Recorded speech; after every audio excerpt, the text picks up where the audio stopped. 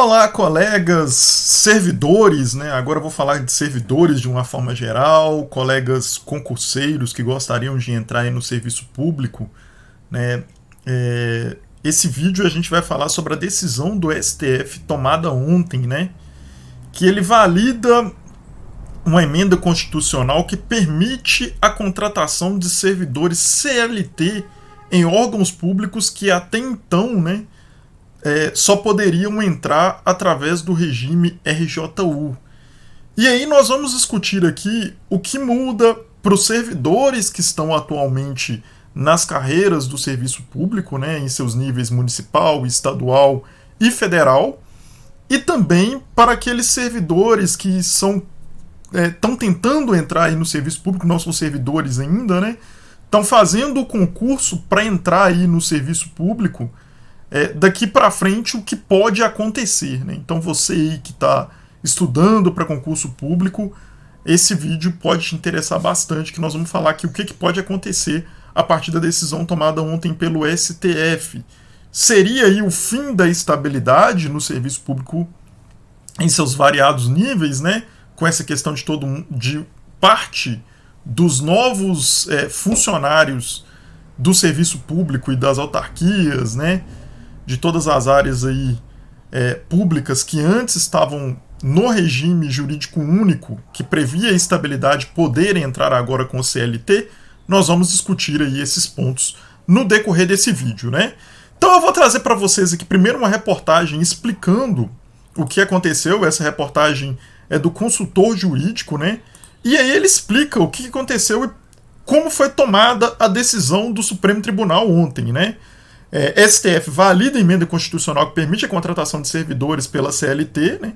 O plenário do Supremo Tribunal Federal validou nesta quarta-feira, dia 6/11, a emenda constitucional 19/1998, que acabou com a obrigatoriedade do regime jurídico único e de planos de carreira para servidores públicos. Na prática, a decisão permite que os funcionários sejam contratados pelo regime seletista, em que não há estabilidade atualmente garantida aos servidores. Então, há aí a margem, né, para ficar mais claro assim, né? Hoje a gente tem o regime jurídico único, né, que as pessoas entram com a estabilidade depois de 3 anos, né? Ela passou ali do estágio probatório, ela se torna servidora estável e ela tem ali a sua estabilidade, né? Pelo regime CLT, ela entra, né? E aí tem as questões de avaliação de desempenho e tem outras questões, né, que permitem ali, através de uma justificativa, a demissão desses servidores, que no caso não seriam servidores, né? Seriam, hoje, no regime que a gente tem, empregados públicos. Seria diferente a nomenclatura.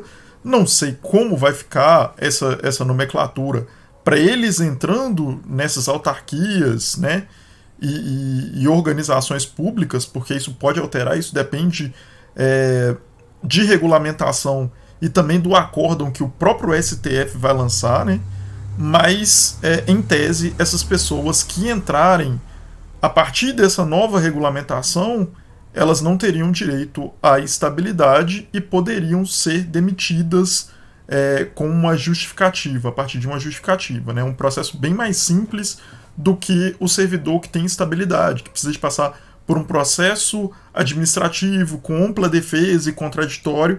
Para esses novos servidores que entrarem através da CLT, uma justificativa motivada já poderia causar ali a demissão, né? A decisão ela coloca fim em uma disputa que começou em 2000, ano em que a ação foi proposta, né? Em 2007, o Supremo invalidou o texto em decisão cautelar por considerar que a promulgação se deu sem aprovação em 2 casas legislativas. Desde então, a norma estava suspensa. Então, o que aconteceu? Teve uma questão lá na votação, né, que o parágrafo que eles vão alterar, eu vou colocar aqui para vocês aqui na Constituição o que vai ser alterado, olha lá, ó, dos servidores públicos, né? O artigo original, o artigo 39, né, ele diz o seguinte: a União, os estados, né, o Distrito Federal e os municípios instituirão no âmbito de sua competência regime jurídico único e planos de carreira para os servidores da administração pública direta, das autarquias e das fundações públicas. Regime jurídico único. Seria o único modelo aceito, vamos dizer assim, né?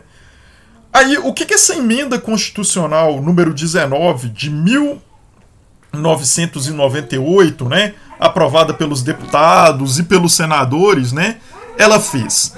A União, os estados, o Distrito Federal e os municípios instituirão conselhos de política de administração e remuneração de pessoal integrado por servidores designados pelos respectivos poderes. Então, ele não fala em regime jurídico único mais, né? Ele exclui essa questão do regime jurídico único. Onde foi o problema? Essa questão aqui do artigo, ela estava em um parágrafo do artigo. No meio das votações, eles modificaram do parágrafo do artigo para o caput do artigo. E isso, entre uma votação e outra, foi aprovado. Com essa aprovação, o que aconteceu, né? Alguns partidos entraram na justiça, dizendo que a promulgação se deu à aprovação das duas casas legislativas, né? Que foi uma mudança através de uma, vamos dizer assim, né? Uma manobra, né? E aí a indecisão cautelar acabou definindo, suspendendo, né? Essa mudança que ocorreu através dessa PEC, né? A mudança de entendimento no julgamento, concluído nessa quarta-feira, faz com que a alteração, enfim, passe a valer plenamente. Então, a alteração feita em 1998, durante o governo de Fernando Henrique Cardoso, ela passa a valer plenamente agora, né? Com isso, os servidores podem ser contratados tanto pela forma seletista quanto pela estatutária, como eu estava explicando para vocês anteriormente, né? O Supremo, no entanto, estabeleceu que a decisão não tem efeito retroativo, que era uma preocupação nossa bastante grande, né? Porque, dependendo da forma que o Supremo decidisse isso, os servidores atuais em regime jurídico único, eles poderiam cair num limbo, né? Porque a partir de 98, todo mundo que foi contratado, em tese, não teria mais o regime jurídico que estabeleceria a sua carreira, vamos dizer assim. Então é como se todo mundo tivesse no limbo mesmo, né? Essa era uma preocupação. Na decisão do Supremo, o Supremo tomou esse cuidado de estabelecer que a decisão ela só vale daqui para frente e não vai ter efeito retroativo, o que poderia gerar uma insegurança jurídica muito grande, né, com relação aos servidores que entraram especialmente a partir de 1998 para frente, né? Com isso, está vedada a mudança de regime dos servidores atuais. Quem é CLT hoje vai continuar CLT, quem é regime jurídico único vai continuar regime jurídico único. O objetivo, colocado pelos ministros do Supremo, né, é não afetar a Previdência com novos beneficiários que nunca contribuíram. Ou seja, o Supremo ele não definiu isso porque ele é bonzinho, não, né? Ele definiu pensando na Previdência, que como a gente estava contribuindo para o regime jurídico único, viraria uma completa bagunça se de uma hora para outra a gente perdesse o nosso regime jurídico único e caíssemos na Previdência Social, né, com várias legislações de Previdência de uma hora para outra, né? Seria realmente uma insegurança jurídica muito grande. Eles, para impedirem isso, eles colocaram que a decisão não tem efeito retroativo e só vai valer daqui para frente, né? O que resguarda no regime jurídico único os servidores que já estão hoje no regime jurídico único e aqueles que vão entrar no regime jurídico único até que a regulamentação seja feita, né? O regime jurídico único prevê a admissão por concurso público e estabilidade após 3 anos, como eu já expliquei para vocês, né? Depois do chamado estágio probatório. A decisão não afeta a admissão por concurso, né? Mas uma vez no cargo, quem for contratado no modelo seletista não terá a mesma estabilidade garantida às pessoas contratadas por meio do regime jurídico único. Então, assim, A admissão por concurso vai ter que ser feita, né? Isso está acima dessa decisão que foi tomada. Entretanto, aqueles que forem contratados pelo modelo seletista não terão a mesma estabilidade garantida às pessoas que estão aí hoje no regime jurídico único, né? A divergência ela venceu, como eu falei para vocês, prevaleceu a divergência, né, aberta pelo ministro Gilmar Mendes. Ele votou no caso em 2021, antes de ser suspenso, né, por um pedido de vista do ministro Nunes Marques. Gilmar disse que a votação da emenda não violou a regra que exige a aprovação em 2 turnos por 3/5 dos votos dos deputados e senadores. Segundo o ministro, houve apenas um ajuste redacional em que um texto previamente aprovado pela Câmara para constar no parágrafo 2º do artigo 39 foi deslocado para o caput do artigo, né? Modificar o lugar de um texto contido em uma proposição legislativa não é suficiente para desfigurá-lo, argumentou o ministro. Gilmar foi acompanhado pelos ministros Nunes Marques, Flávio Dino, Cristiano Zanin, André Mendonça, Alexandre de Moraes, Dias Toffoli e Luiz Roberto Barroso, né? A relatora, no caso, a Carmen Lúcia, né, que ficou vencida, ela votou em 2020 e entendeu que o fim da obrigatoriedade do RJU foi rejeitado em primeiro turno, né? Como eu falei para vocês, havia sido rejeitado no primeiro turno e ainda assim ela foi, né, submetida à votação em segundo turno. E aí foi aprovada por causa da modificação que foi feita dele de um parágrafo para o caput do artigo. Para mim, isso modifica. Eu, né, modéstia à parte, entendo que a votação da relatora, né, deveria prevalecer. Mas quem sou eu para discutir aí com os ministros do Supremo Tribunal Federal, né? Para a ministra, houve uma manobra para burlar a obrigação de 3/5 dos votos em 2 turnos de votação nas casas legislativas. Carmen foi acompanhada pelos ministros Edson Fachin e Luiz Fux, né? Os argumentos trazidos no presente recurso, insuficientes para mudar a decisão agravada, demonstram apenas inconformismo com a decisão pela qual contrariados os interesses do agravante, afirmou ela em 2020, né? A emenda constitucional, essa de 1998, que foi aceita agora pelo STF, né, excluiu a exigência de RJU, o regime de servidores públicos civis da administração direta das autarquias e das fundações, e determinou a instituição de conselhos de política de administração e remuneração de pessoal, integrados por servidores designados pelos respectivos poderes. A medida abriu caminho para a contratação via CLT, né? Diversos partidos entraram com a ação contra a emenda constitucional, com o argumento de que o então relator da matéria, ex-deputado Moreira Franco, aplicou uma artimanha legislativa na época, né, como eu já expliquei para vocês aqui no decorrer do vídeo, né, de modo que a PEC tramitou sem a aprovação das 2 casas legislativas em 2 turnos de votação, né. A gente vê que decisões do STF, né, como órgão assim, político-jurídico, muitas vezes a questão política acaba afetando bastante, né?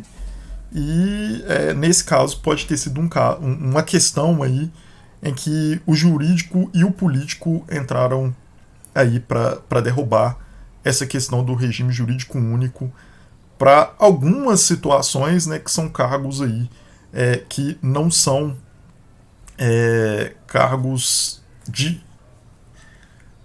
em órgãos, né, em órgãos aí do Estado, né? Então vamos lá, né? Logo após saiu essa questão aí, tiveram vários questionamentos aí na internet, né? Vários servidores questionaram essa questão, porque traz uma fragilidade muito grande para os servidores daqui para frente, quando isso começa a mudar, né? A gente pode ter 2 categorias de carreiras dentro do serviço público, né? Uma parte dos servidores ali em modalidade de RJU e outra parte de CLT. Isso enfraquece as categorias, isso enfraquece a luta, né, por melhoria das condições de trabalho, por melhorias salariais, entre várias outras questões, né? Esse servidor, sem a questão da estabilidade, isso pode complicar ele, inclusive, né, na realização ali do seu trabalho em determinadas questões que o regime jurídico único ele protege esse servidor, especialmente no sentido ali de quando for repassado para ele uma determinação manifestadamente ilegal, a lei ela garante ao servidor e até obriga ao servidor a não cumprir essa lei, né? A gente teve um caso muito emblemático, né, que foi o caso das joias lá do Jair Bolsonaro, né, que teve uma pressão muito grande para a liberação das joias, né, inclusive entrando em cargos muito grandes aí, né, da Receita Federal, né, para fazer pressão ao servidor que não queria liberar as joias, né, avaliadas em 16,65 milhões, né, lá da Arábia Saudita, que deu para a família Bolsonaro aí, e o servidor, com essa questão de ter a segurança, né, da estabilidade por ser RJU, ele acabou bloqueando, né, por ser aí pressões ilegais, querendo que ele tomasse uma atitude ilegal, ele acabou bloqueando essa ação por ele ter a estabilidade, né? Algumas pessoas têm colocado aí uma visão mais otimista, né, porque que no caso dos cargos típicos de Estado, essa modificação para a CLT ela não vai acontecer, né? No caso da Polícia Federal, dos órgãos de polícia do Estado, né? Nos casos aí do Judiciário, entre outras áreas típicas do Estado, há uma tendência de que isso não aconteça, mas assim, a gente sabe que tudo começa de uma primeira flexibilização, né? Primeiro flexibiliza de uma determinada forma e depois isso acaba sendo flexibilizado cada vez mais e a gente vai perdendo aí uma característica básica do Estado, que é o servidor público atuando em prol do Estado, vamos dizer assim, né? Sem grandes pressões políticas para influenciá-lo, né? Muita gente coloca aí que o maior inimigo do político corrupto é o servidor público, exatamente porque ele trabalha ali para barrar essas ações que os políticos muitas vezes colocam o Estado a serviço dos benefícios deles, ao invés de colocar o Estado a serviço da população, né? E aí isso abre margem, contratar pessoas com um trabalho mais precário, como terceirizados, como CLT, dependendo de determinadas situações, isso vai acabar gerando uma precarização da estabilidade desse servidor, podendo fazer com que as pressões que são exercidas por políticos corruptos influenciam esse servidor com medo de perder o emprego a tomar determinadas atitudes que, se ele tivesse a estabilidade, ele não tomaria, porque ele seria defendido por essa estabilidade, né? E isso aumentar o nível de corrupção no país. Então é uma decisão que pode impactar naquilo que determinados deputados, senadores e tudo mais colocam como uma prioridade que deveria ser do país, mas que, na verdade, de forma prática, a gente vê que com decisões tomadas como essas, né, principalmente pela direita e pela extrema-direita, na prática eles atuam de forma contrária ao que seria a defesa, né, do combate à corrupção. Porque quando você flexibiliza, né, a questão do trabalho dentro do serviço público, você está aí permitindo que pressões afetem os servidores e isso gere um aumento da corrupção. Basicamente é isso, né? Mais para frente aí a gente pode comprovar isso à medida que os cargos forem passando aí para a CLT no decorrer do tempo, porque provavelmente é isso que vai acontecer, né? Fala-se também com relação à necessidade de regulamentação, né? Os cargos estão dentro dos planos de cargos dos servidores. Está definido que eles entram hoje como RJU, né? Inclusive o cargo dos técnicos administrativos, que é o caso do meu cargo, está escrito lá claramente que a gente entra através do regime jurídico único, mas a gente tem que tomar muito cuidado, né, como servidores atuais, né, e até para preservar os servidores futuros que vão prestar concurso para essas áreas, né, e também garantir a estabilidade para eles, para que a carreira fique mais forte, para que a gente possa ter um serviço público cumprindo o seu papel efetivo, né, e sem pressões de determinadas áreas em cima de empregados, podendo pressioná-lo até ameaçá-lo de demissão, né? Que a gente está tendo uma reestruturação de várias carreiras, né? E o governo, misteriosamente, ele falou que aquilo que foi decidido nos acordos de greve iriam para o Congresso no mês de setembro, né? Depois, ele garantiu que isso iria para o Congresso no mês de outubro. E até hoje não foi. Então, o governo, né, agora, com essa decisão, isso pode modificar, inclusive, os termos das leis que o governo discutiu durante o período de greve. E todas as carreiras do Serviço Público Federal precisam ficar muito atentas ao que vai estar nesses decretos e nesses projetos de lei e tomar muito cuidado para não ser incluído lá dentro a questão do próprio de retirada desses pontos que definem que os servidores vão entrar através do regime jurídico único, já abrindo margem para que sejam contratados funcionários através da CLT quase que de imediato, a partir de quando essas novas leis que regem as nossas categorias, vamos dizer assim, né, as nossas carreiras, entrem em vigor já a partir de janeiro de 2025. Então a gente tem que tomar muito cuidado com isso, ficar muito atento ao que o governo vai trabalhar nesse sentido, nesses projetos de lei, para que a gente não seja pego de surpresa com o governo já colocando essa regulamentação que será obrigatória, né, já com o regime CLT, o que enfraquece bastante o nosso regime de trabalho, né?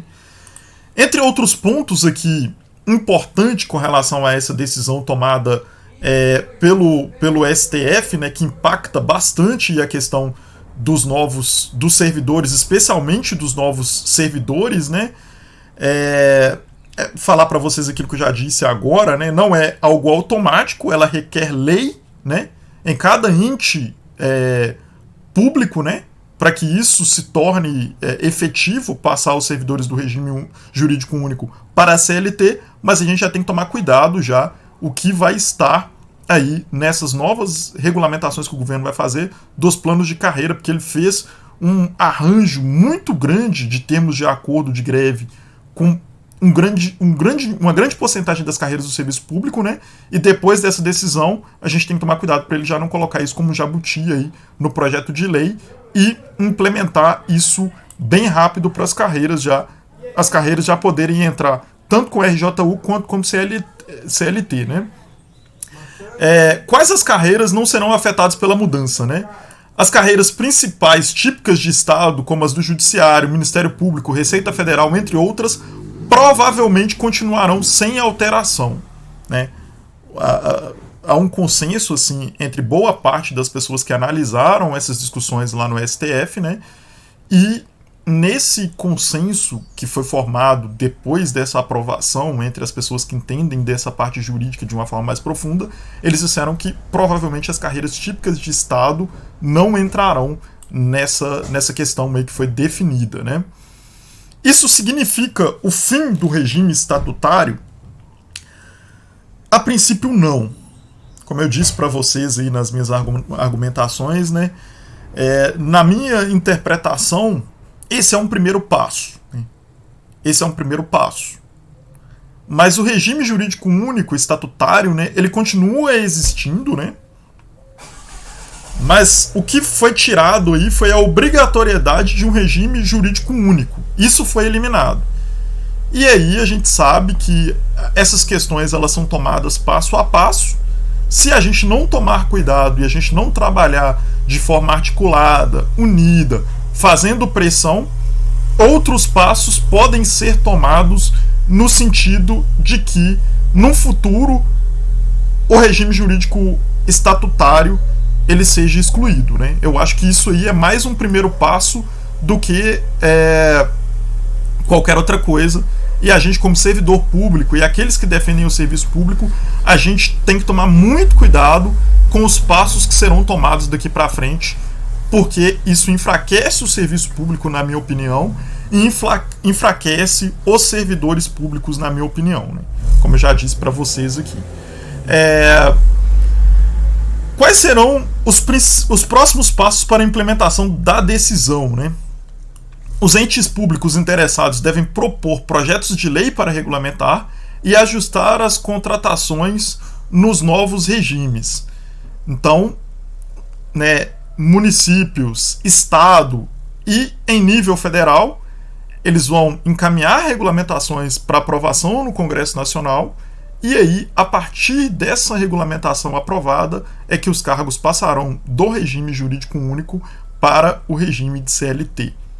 O cuidado que a gente tem que tomar no momento é com relação à questão dos acordos de greve e tomar cuidado com o que o governo vai colocar nesse projeto de lei, porque se ele colocar essa flexibilização modificando as leis existentes nos cargos que tiveram acordos de greve, isso pode vir a acontecer quase que de forma imediata. E isso a gente precisa impedir, né? E tomar muito cuidado e ficar muito atento, né?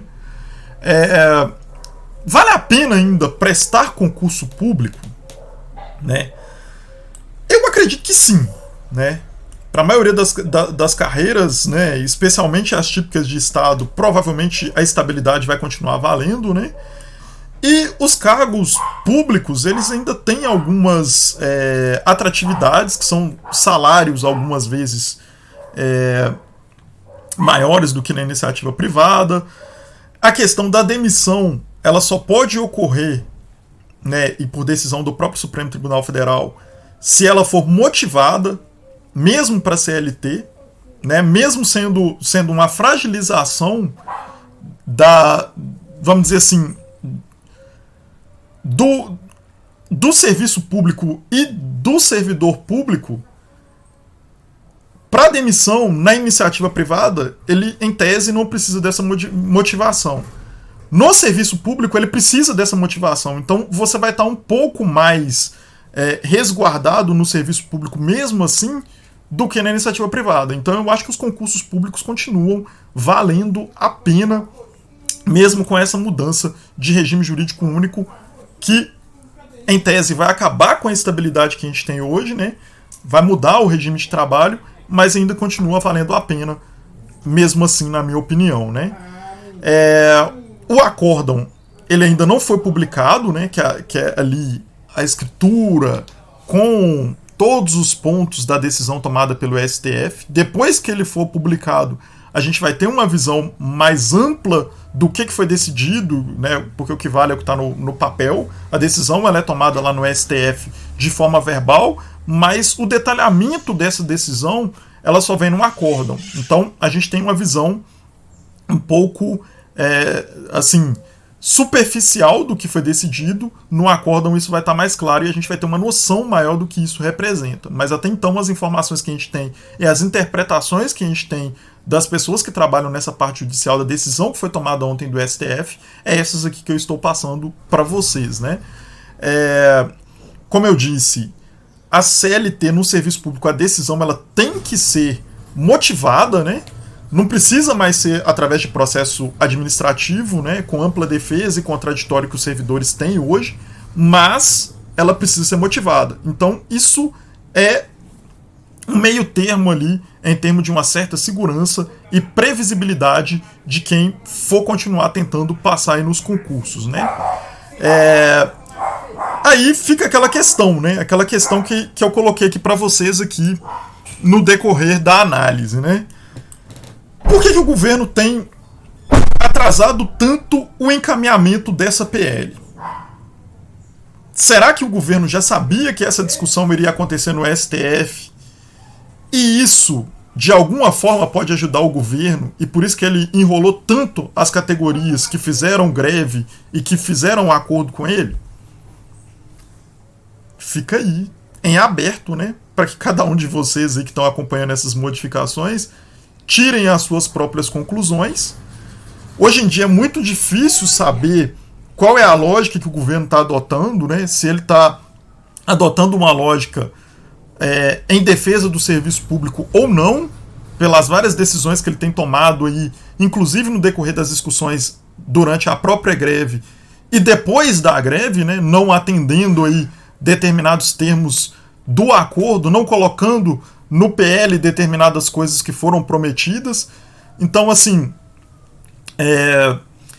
deixa a gente em dúvida, né, do porquê que o governo tem enrolado para enviar essa formalização do projeto de lei para o Congresso Nacional, e deixa a gente em um alerta ainda maior a essa decisão do Supremo Tribunal Federal com relação a essa questão do regime jurídico único, algo que a gente tem que ficar muito atento, porque, como eu disse a vocês em vários momentos, se o governo encaminhar algo que altere ou que altere a questão do RJU dentro das carreiras, isso pode alterar já de imediato a forma de entrada dos novos servidores no Serviço Público Federal, algo que seria muito ruim para os nossos colegas concurseiros, quanto para nós, servidores públicos, que ficamos enfraquecidos com duas modalidades dentro dos nossos órgãos, né?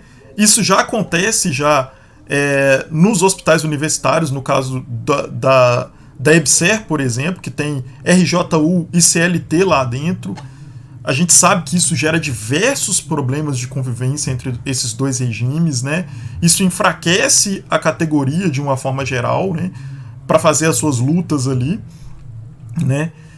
E essa questão aí da estabilidade, isso afeta muito a forma de trabalhar dos servidores e a segurança desses servidores dentro dos órgãos. Então, acho que a gente tem que lutar pelo regime jurídico único, acho que a gente precisa lutar fortemente pela estabilidade dos servidores, porque isso garante ao serviço público uma atuação mais isenta e de acordo com a lei e menos de acordo com pressões políticas para que sejam tomadas atitudes, inclusive ilegais, né? Como a gente viu aí nos casos das joias que eu citei para vocês, né?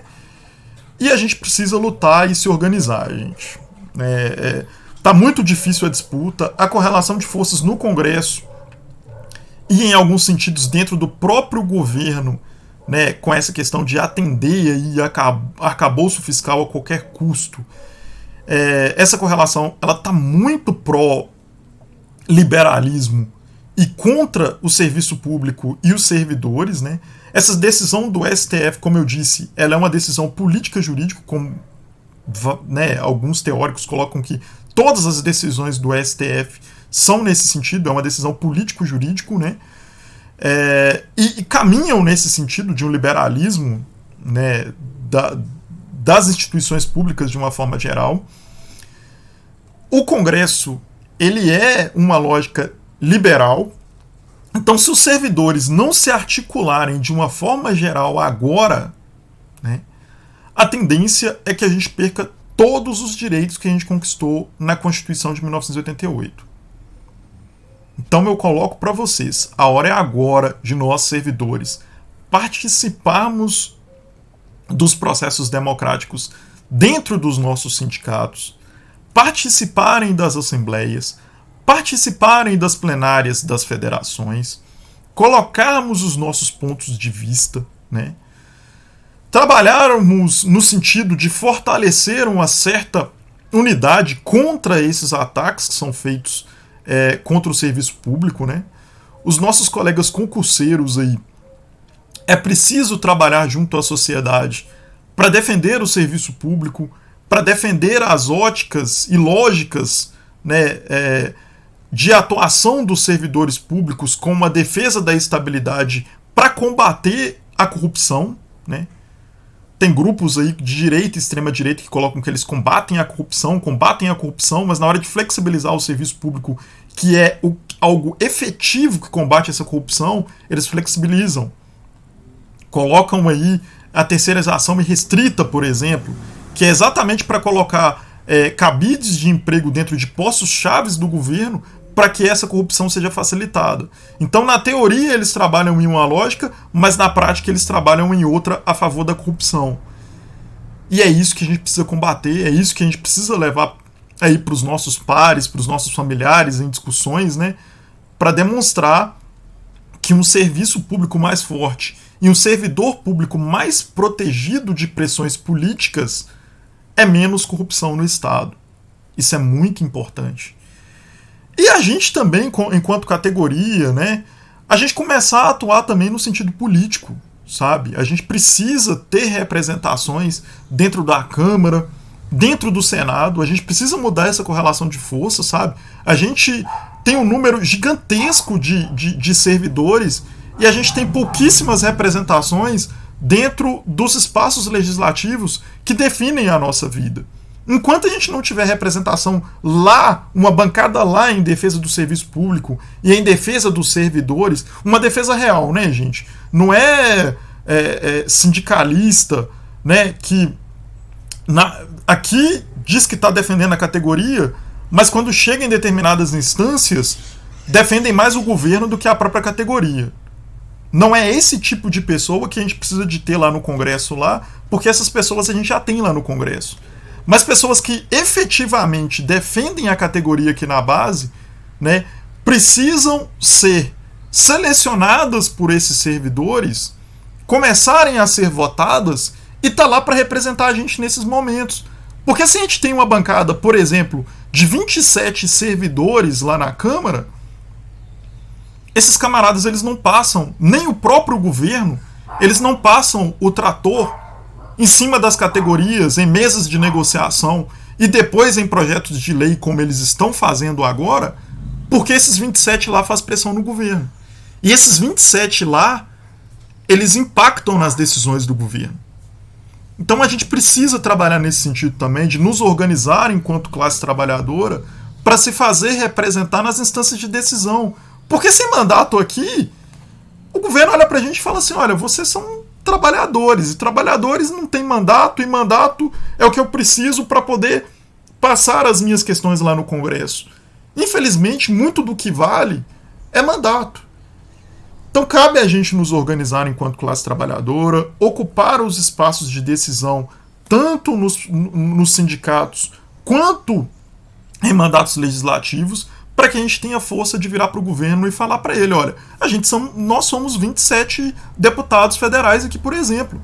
Se você não atender aquilo que está no acordo de greve, esses 27 deputados, não vão votar em mais nada do que você colocar. E aí, como é que vai ser? Sabe, a gente precisa trabalhar nesse sentido também. Porque se a gente deixar só gente do agronegócio, né, empresários, né, que têm interesses em acabar com o serviço público nesses espaços de representação legislativa, eles vão acabar com todos os nossos direitos, precarizar ao máximo o serviço público para que a iniciativa privada possa ocupar esses espaços, além de acabar com os nossos direitos para que pessoas nomeadas por eles possam entrar em postos chaves e favorecer a corrupção que eles dizem combater. Então, isso é muito importante. Isso é muito importante a gente se organizar enquanto classe estudantil, enquanto classe trabalhadora, para que a gente eleja representantes que vão poder lutar por um serviço público de qualidade, por um serviço público justo para a sociedade e por um serviço público que atenda os critérios da lei sem pressões externas para aumento de corrupção. Bem, pessoal, essa é a análise, né? Essa é a reflexão que eu faço aqui para vocês. Eu espero que vocês tenham gostado do vídeo e das informações que estão aqui, né? Você concurseiro que quer entrar aí no serviço público também, espero que você tenha gostado da análise que foi feita aqui. E a gente espera que esse processo de regulamentação ele ocorra o mais para frente possível, porque ele representa mesmo uma perda tanto para o serviço público federal, na minha opinião, né? Por tudo isso que falei para vocês no decorrer do vídeo, quanto para os nossos colegas que estão aí lutando, estudando bastante, né, para entrar no serviço público federal, né. Eu vi aí alguns comentários desanimados, esse país não trabalha na lógica de trazer igualdade de oportunidades, né, depois dessa decisão do STF. Esse país ele não trabalha numa lógica de favorecer aqueles que estudam para alcançar os seus determinados espaços, né? Mas isso é uma lógica do próprio sistema que a gente vive e é uma lógica aí que as decisões que são tomadas tanto pelos entes políticos quanto pelos entes jurídicos, infelizmente tem agravado essa lógica, porque esse direito, né, à estabilidade, ele foi conquistado lá na Constituição de 1988.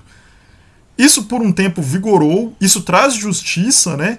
As pessoas que ingressam aí no serviço público, né, eles têm esse direito, e isso é uma justiça, né, que a gente não tem aí na iniciativa privada. A pessoa ela entra através de um mérito e tudo mais no serviço público, né?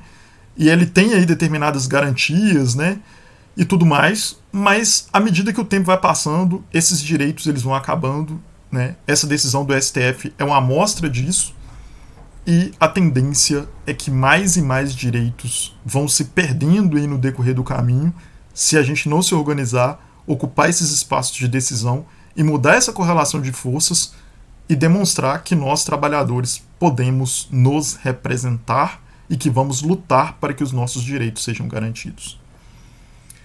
Muito obrigado aí por acompanhar esse vídeo até o final, espero que vocês tenham gostado. Se vocês querem receber mais informações a respeito aí de serviço público, né, da questão aí dos técnicos administrativos em educação, se inscrevam aí no canal Direto ao Ponto Podcast, que a gente vai trabalhar aí com novos vídeos sobre esse tema. Muito obrigado e até o próximo vídeo.